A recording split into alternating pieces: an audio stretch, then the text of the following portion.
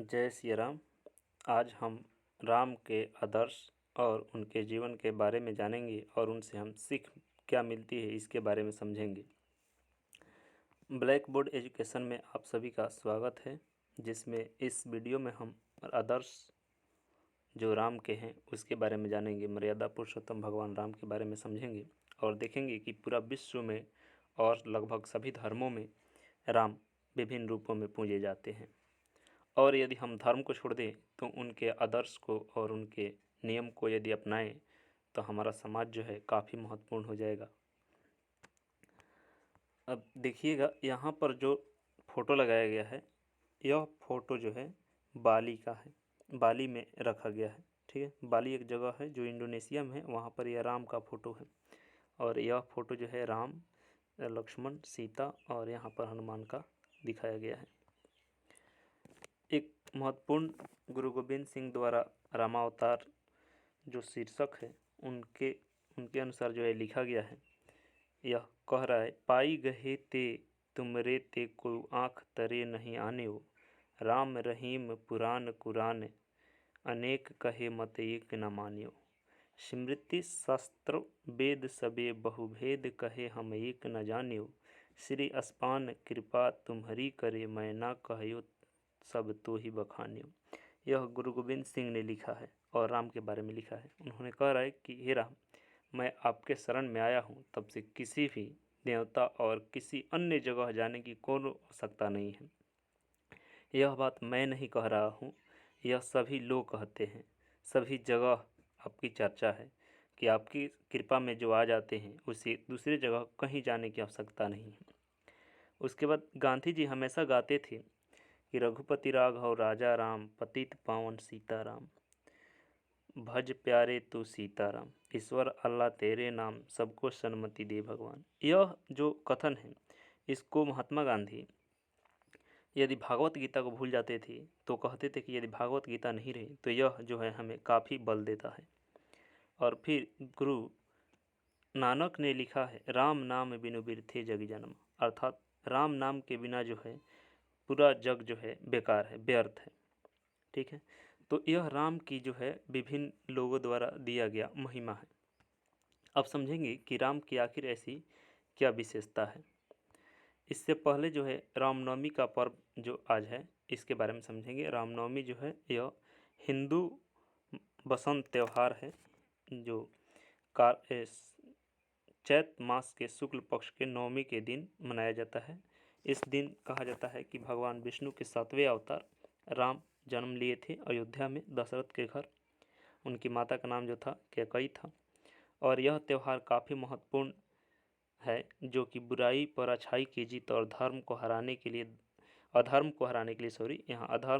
लिए धर्म की स्थापना का संकेत देता है।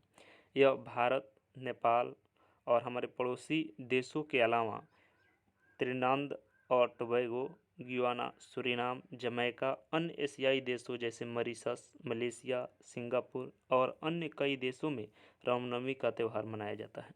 जहाँ जहाँ भारतीय मूल के लोग गए हैं वहाँ वहाँ मनाते हैं। देखिएगा कि रामायण जो है यह प्राचीन भारत का एक संस्कृत महाकाव्य है और भारत में ही श्री राम अत्यंत पूजनीय नहीं है। इसके आदर्श जो है विश्व के कई देशों में श्री राम आदर्श रूप में पूजे जाते हैं, जैसे थाईलैंड, इंडोनेशिया में। वहाँ इन्हें जो है पुरुषोत्तम शब्द से अलंकृत किया गया है। पुरुषोत्तम, मर्यादा पुरुषोत्तम भगवान राम कहा जाता है। अब देखिए कि जैन धर्म में भी राम कथा का वर्णन है। उसमें विमल सूरीकृत पौमचर्य जो प्रकृति में है, आचार्य रवि सेन द्वारा जो है पद्म पुराण, उसी तरह स्वयंभूकृत जो है पौचरी,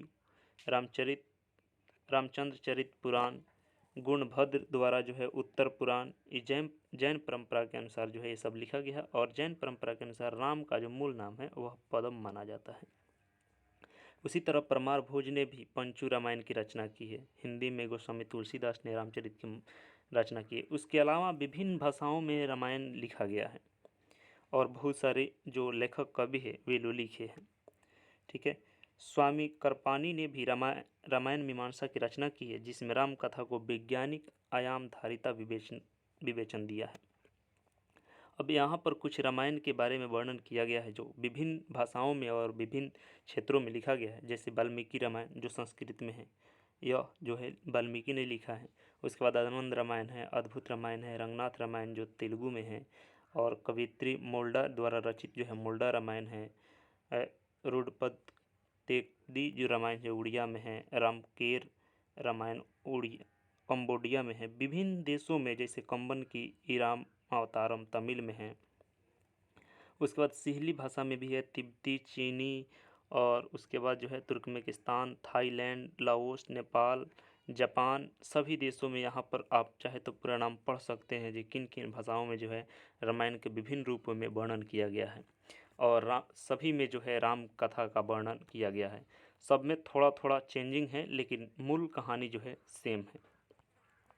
इसके अलावा भारत का महाकाव्य रामायण जो है अब पोलिश भाषा में भी उपलब्ध है, जिसका अनुवाद पोलैंड के भारतविद नाजुअस कर्जियोस्की ने किया है। अब राम के आदर्श के बारे में जान लेते हैं। देखिए, राम जो थे वे पूरे शिष्टाचार, आज कह सकते हैं जैसे शिष्टाचार का पालन करने वाले और कोमल हृदय वाले थे, विश्वासी थे, और इसके साथ साथ यदि क्रोध करते थे तो समझिए कि उनके सामना कोई नहीं कर सकता है।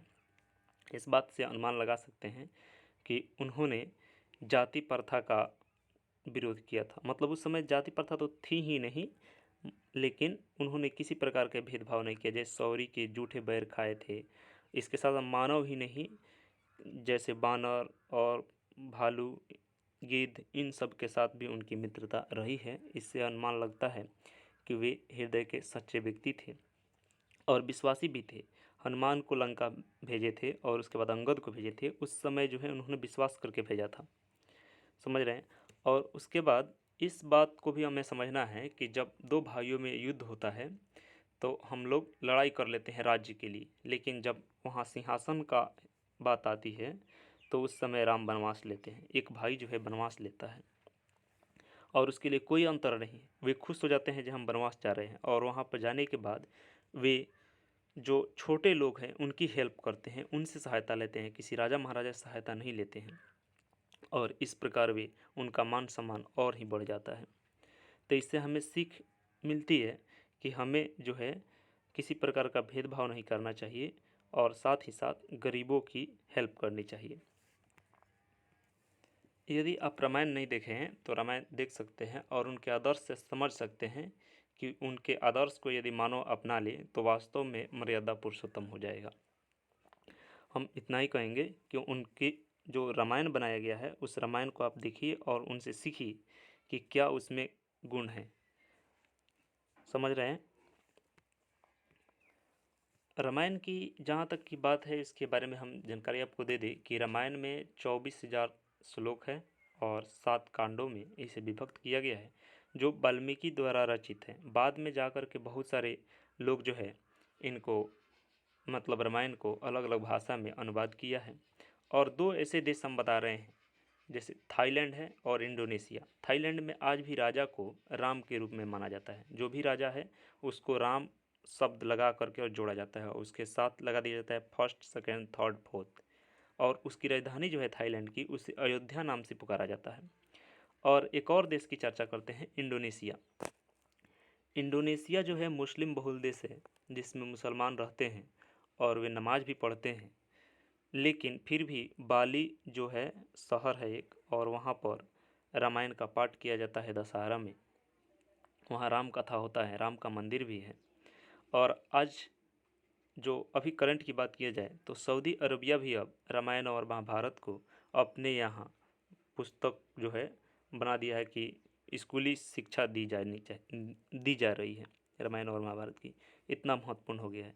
तो राम जो है विभिन्न रूपों में, विभिन्न धर्मों में, आपने देखा कि जैन धर्मों में, इस्लाम में भी जो इंडोनेशिया है वहाँ पर राम के आदर्श को मानते हैं, पूजा करते हैं, और विभिन्न धर्मों में विभिन्न रूप में राम है। और रामायण जो है विभिन्न नामों से प्रचलित है और सब में लगभग लगभग कहानी सेम है। Thank you.